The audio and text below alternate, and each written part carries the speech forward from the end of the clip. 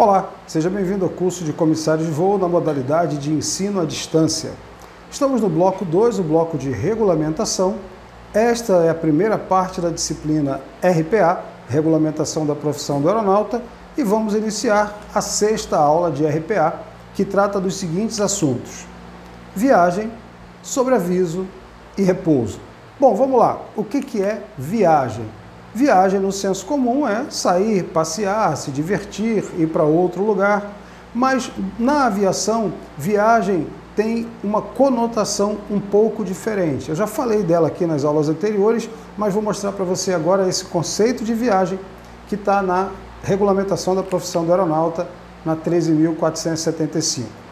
Diz lá o artigo 45 da lei: viagem é o trabalho realizado pelo tripulante de voo ou de cabine, tanto faz, contado desde a saída de sua base até o seu regresso. Tá? Então, viagem é quando você sai da base, que é o local onde você é contratado para trabalhar, voa aí pelo país inteiro, pelo mundo inteiro e regressa para a sua base. Ao regressar para a sua base, você completa uma viagem. Tranquilo? Saiu, voou para todos os lugares aí no mundo, no Brasil, voltou para a sua base, você acaba de fechar uma viagem. Uma viagem pode compreender uma ou mais jornadas. Claro, a viagem de uma jornada é o que a gente chama de bate-volta, né? Você vai e volta. Nesse vai e volta, quando você volta para a base, completou a viagem. E, normalmente, uma viagem tem várias jornadas. Jornada é o trabalho do aeronauta aí em um dia, entre aspas, de trabalho. É uma previsão de trabalho para um determinado período de tempo, que normalmente é dentro do dia. Parágrafo 2º desse artigo 45 diz o seguinte: o tripulante de voo ou de cabine poderá cumprir uma combinação de voos passando por sua base contratual, sem ser dispensado do serviço, desde que a programação obedeça à escala previamente publicada. Opa, o que é isso? Deixa eu explicar. É que às vezes você passa pela base, mas você não completa a viagem. Por quê? Porque você tem uma programação a seguir. Suponha que a sua base seja Guarulhos, em São Paulo. E aí o seu voo sai Guarulhos, Porto Alegre, Guarulhos, Guarulhos, Galeão, Galeão, Brasília e por aí segue. Aí você diz: não, mas quando foi a Porto Alegre e voltou, fechou uma viagem? Não, porque na sequência ele já tinha uma outra perna para o Galeão, depois para Brasília e por aí seguiu. Então, eu vou mostrar isso para vocês aqui na prática. Você só fecha a viagem quando realmente encerra o voo na base. É isso que esse segundo parágrafo está dizendo. Tem mais coisa ainda nesse artigo. O terceiro parágrafo diz: o empregador poderá exigir do tripulante de voo ou de cabine complementação do voo quando fora da base contratual para atender à realização de serviços inadiáveis. Isso pode acontecer. Um determinado trecho, uma determinada substituição, e aí o empregador, a escala, pode ligar para você e pedir para você estender ali a sua jornada de trabalho. É normal, o comandante é que vai ser responsável por isso. Parágrafo 4º. O empregador não poderá exigir do tripulante de voo de cabine complementação de voo ou qualquer outra atividade ao final da viagem, por ocasião do retorno à base contratual, sendo facultada ao tripulante a aceitação, não cabendo qualquer tipo de penalidade em caso de recusa. Aí é o contrário. O que esses dois parágrafos estão dizendo? Se você estiver fora da base e a empresa jogar um outro voo para você, tudo bem. Se você estiver voltando para a base, fechando a viagem, e a empresa quiser jogar um outro voo para você, você pode rejeitar. Mas aí eu costumo dizer o seguinte: há uma linha muito tênue entre aceitar determinadas coisas e ser dispensado logo na primeira oportunidade, né? Não que você deva aceitar tudo, não é isso. Mas se você disser não todas as vezes que a empresa precisar de você, quando a empresa tiver que demitir alguns funcionários, ela vai demitir aqueles que nunca colaboram, né? Pense sobre isso. Entrar na aviação é difícil, mas permanecer também não é muito fácil, tá? Fica aí o ensinamento. Mas vamos lá, deixa eu mostrar para vocês aí como é que fica. Eu organizei aqui uma escala, na verdade eu peguei uma escala muito antiga, pra vocês terem ideia, essa escala é de 2008, ela era assim, as escalas eram assim. Hoje as escalas vêm por aplicativos próprios no site da empresa, para o smartphone, enfim, hoje é uma facilidade em relação a isso. Em 2008 não era tão simples assim, muito embora já fosse também algo na era da informática. Eu tenho ali a primeira linha, eu tenho ali ó, o dia do voo, o dia do calendário mensal, o dia da semana, o número do voo, a origem e o destino, a ETD, que é a Estimated Time to Departure, que é a hora estimada de decolagem, e depois a ETA, que é a Estimated Time to Arrival, que é a hora estimada de pouso. Então eu tenho ali hora de decolagem, hora de pouso, hora de voo e a hora de voo noturno, né? Essa é a sequência. E no final as diárias, que eu vou explicar para vocês depois o que é. Então vamos ler essa primeira linha aí. Essa primeira linha contém uma jornada de trabalho. No dia 1º de julho de 2008, uma terça-feira, o voo era um 798 Alfa, saiu de Guarulhos para Recife, decolou às 11h45, ou previsão de decolagem às 11h45, previsão de pouso 15h05, 3 horas e 20 de voo, nenhuma hora noturna, porque o voo ocorreu entre 11h45 e 15, de fato não há nenhuma hora noturna, e as diárias que o tripulante recebeu aí foram uma diária de almoço e uma diária de jantar. Tranquilo com isso? Não se preocupe com diária, que a gente fala sobre isso depois. Isso é uma jornada de trabalho. Na quarta-feira, nós temos aí uma jornada já com 4 etapas, tá? Então, dia 2, quarta-feira, 2/7/2008, quarta-feira, o voo era o 1897 Alfa, de Recife para Salvador. Aí depois o voo seguiu, Salvador Confins, Confins Campinas, Campinas Brasília. Diárias, café, almoço e janta. Isso foi uma segunda jornada, segundo dia de trabalho. Terceiro dia de trabalho, quinta-feira, o voo aí era 1810 Alfa. Saiu de Brasília, estava em Brasília, né? Pernoitou em Brasília. Saiu de Brasília para Recife, Recife para Juazeiro do Norte, Juazeiro do Norte para o Recife de novo, né? Terminou a jornada, diárias de almoço e janta. E aí, no último dia desse período aí, que eu vou mostrar para vocês, no dia 4/7, uma sexta-feira, o voo 1798, o voo 1798 sai Recife para Campina Grande, Campina Grande, Recife, ele vai e volta e segue Recife, Guarulhos. Veja, a base desse tripulante é Guarulhos.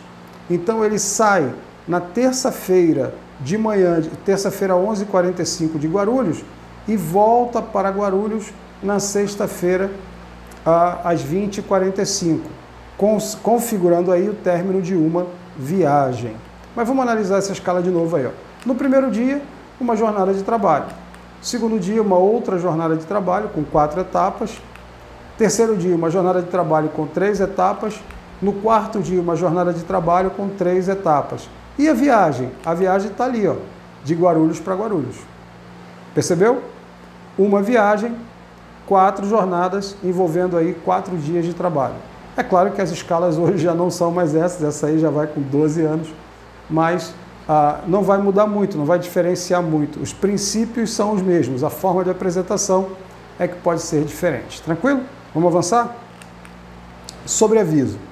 Vejam, a escala, o trabalho de um tripulante, ele não é composto apenas por voo, por horas de voo ou por treinamento. Ele também tem o sobreaviso e a reserva. O que é o sobreaviso? O sobreaviso é a empresa manter funcionários em casa, prontos para, ao serem acionados, se apresentarem no aeroporto para assumir um voo. E a reserva é a empresa dispor de funcionários no próprio aeroporto para colocar em algum voo caso haja necessidade. Bora ver aí a diferença entre os dois e quando um ocorre e quando o outro ocorre. Vamos começar pelo sobreaviso. Diz lá o artigo 43 da legislação. Sobreaviso é o período não inferior a 3 horas, então não pode ser menos de 3 horas, e não excedente a 12 horas, em que o tripulante permanece em local de sua escolha.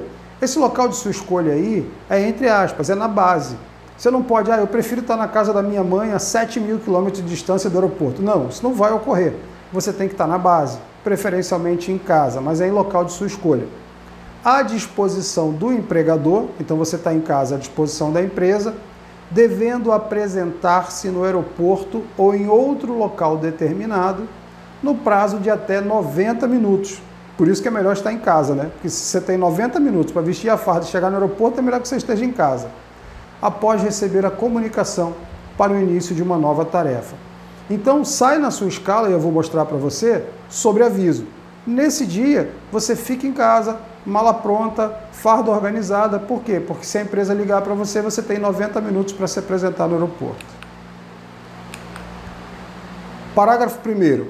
Em um município ou conurbação, aglomerado, com 2 ou mais aeroportos, o tripulante designado para o aeroporto diferente da base contratual terá prazo de 150 minutos para apresentação após receber a comunicação para início de uma nova tarefa. Faz todo sentido. Vamos lá, São Paulo. Tua base é Congonhas, mas a empresa te coloca de sobreaviso em Guarulhos, você está em casa. E se você tiver que ir, você não vai para Congonhas, você vai para Guarulhos. Aí, ao invés de 90 minutos, você tem 150 minutos para se apresentar. Faz mais sentido, né? Parágrafo 2º desse artigo 43. As horas de sobreaviso serão pagas à base de 1/3 das horas de voo. Isso é muito bom, porque você fica em casa, você não trabalha e ainda recebe horas de voo. Não é que não trabalhe, você fica à disposição da empresa, né? Você fica impedido de fazer qualquer outra coisa também. De toda forma, você vai ser remunerado como hora de voo, o que é muito bom. Ainda sobre o sobreaviso. Caso o tripulante seja convocado para uma nova tarefa, o tempo remunerado será contabilizado entre o início do sobreaviso e o início do deslocamento. Então, se você está de sobreaviso e a empresa te aciona, nesse momento em que ela te aciona, encerra o sobreaviso. Aí você vai ser pago por aquilo que ficou ali, do início do sobreaviso até o momento que você foi acionado. Porque você vai ser acionado, vai para o aeroporto, vai se apresentar, vai iniciar um novo processo e aí vai ser remunerado por tudo isso. Tranquilo? Parágrafo 4º diz o seguinte: caso o tripulante de voo de cabine não seja convocado para uma tarefa durante o período de sobreaviso, o tempo de repouso mínimo de 8 horas deverá ser respeitado antes do início de uma nova tarefa. Então, você está em casa, estava de sobreaviso, terminou o sobreaviso, a empresa não te acionou, 8 horas de repouso. É isso que está dizendo o parágrafo 4º. Tranquilo? Parágrafo 5º. Período de sobreaviso contabilizado desde o início até o início do deslocamento, caso o tripulante seja acionado para a nova tarefa, não poderá ser superior a 12 horas. Isso aí a gente já tinha conversado, né? O sobreaviso é no mínimo 3, no máximo 12. Esse parágrafo está só reforçando esse conceito aí de limite máximo de tempo de sobreaviso. Parágrafo 6º. No período de 12 horas, não serão computados os períodos de deslocamento de 90 minutos ou 150 minutos previstos. Ou seja, esse deslocamento está fora do período de sobreaviso. Parágrafo 7º. O tripulante de voo ou de cabine, empregado no serviço aéreo regular, terá a quantidade de sobreavisos limitada a 8 mensais. Então, quantas vezes a empresa pode colocar na minha escala o sobreaviso? 8. O limite é 8 por mês.